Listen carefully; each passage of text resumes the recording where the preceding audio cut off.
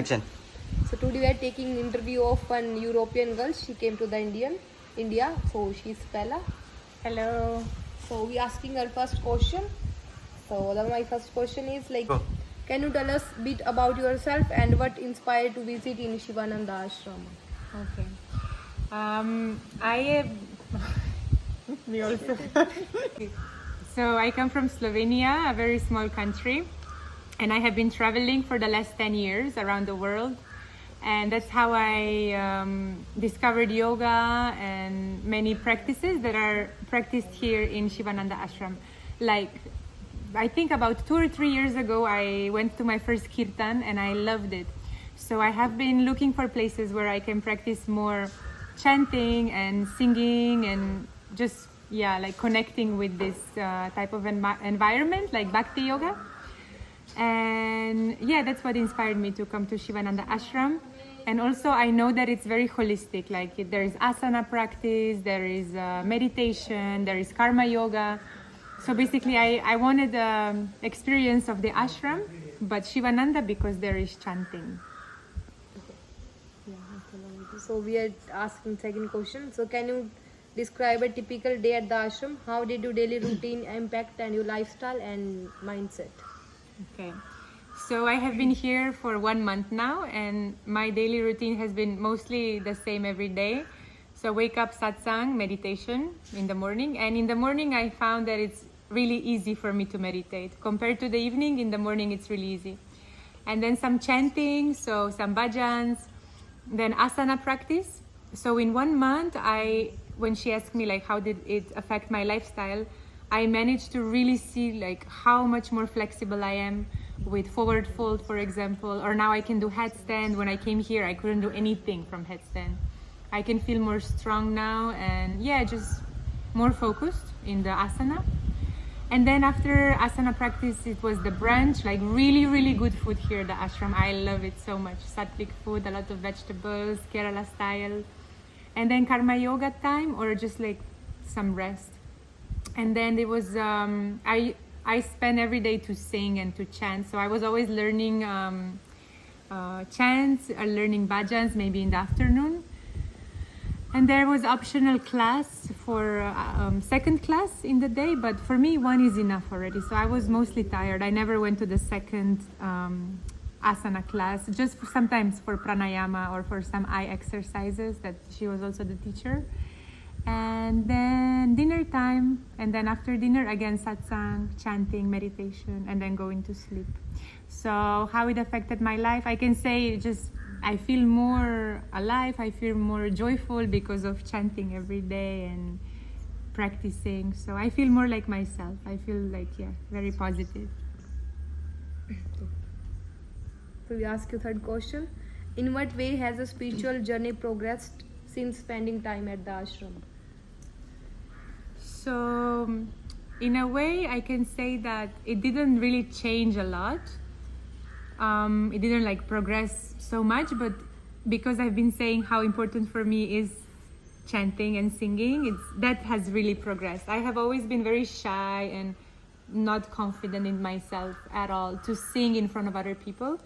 But here the people are very nice and encouraging, so they're giving sometimes the opportunity that you come and lead the chant. So that has been life-changing for me, that I had taken the courage to go there and like do something that I love, which is like singing, and don't care about like if it goes wrong or if I miss a word or miss a tone, but just really do it for the love that I have for for the music. So basically I can say that my confidence is much more it's like it has expanded, but not like I feel there's 2 different types of confidence. One is like that comes from outside, like when people compliment you a lot, but one is really from the inside, like that inner strength, that inner pillar, and I really feel it like that. It's just shining from the inside. So this is what progressed in the ashram life.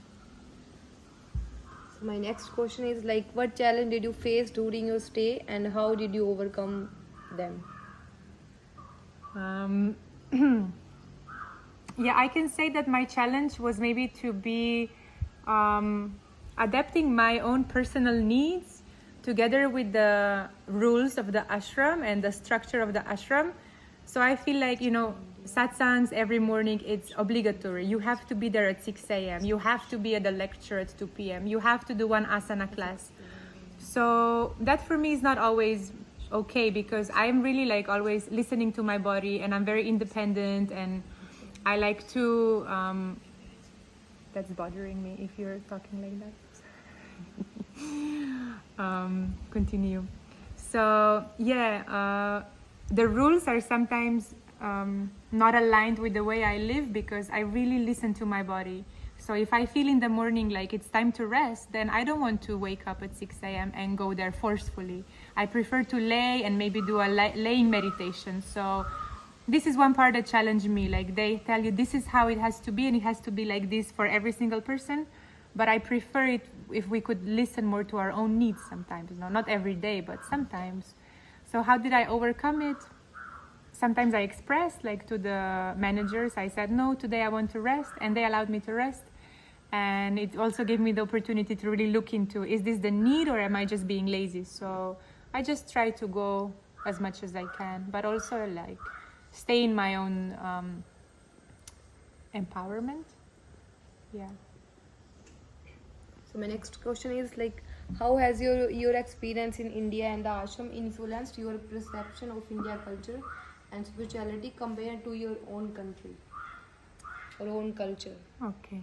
So I have only been in India for 3 months, and I only been in Goa and in Kerala, but in Kerala only here in the ashram. So I cannot say that I really know a lot about India, but like a few things I can say that really I know about India now is that the people are so amazing, like so beautiful and kind-hearted people. I made so many amazing friends. So maybe this is something that was different. Like, before going to India for the first time, everybody tells you, oh, India is so intense, like, be careful.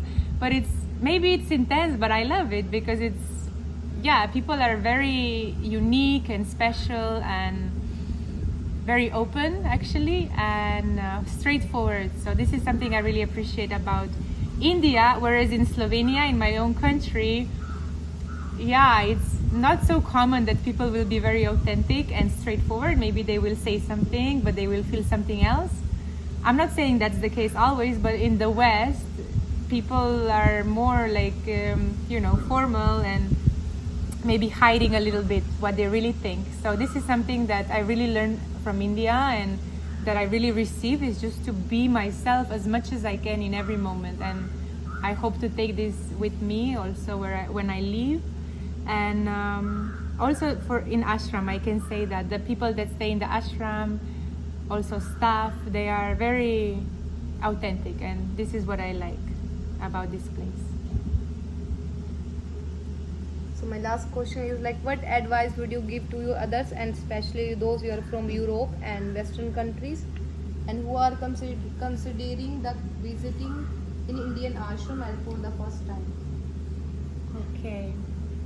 Yeah, I would say the most important thing is just to drop all the stereotypes and expectations that other people tell you about India or about ashram, and just go open-minded and allow yourself to receive what you need to receive, like have your own experience. Because I feel like so many times travelers will tell you this is how it is there, or this is how it is in India, but actually every person has their own experience. So just drop all the fears or all the expectations. I also would say it's important you pack like ashram friendly clothes. This is something that I didn't prepare for. I have a lot of tops that show my belly or my shoulders. So in ashram, I didn't have enough clothes always. So make sure you take some comfortable shirts that are like covering the shoulders and like the neck, and then the pants also that are comfortable for yoga practice. That's like something I would recommend myself also next time, just to have a lot of ashram clothes. And something else? No, that's all I can recommend. So thank you so much, Spella, for your time and for your interview. Nice to meet you. Nice to meet you.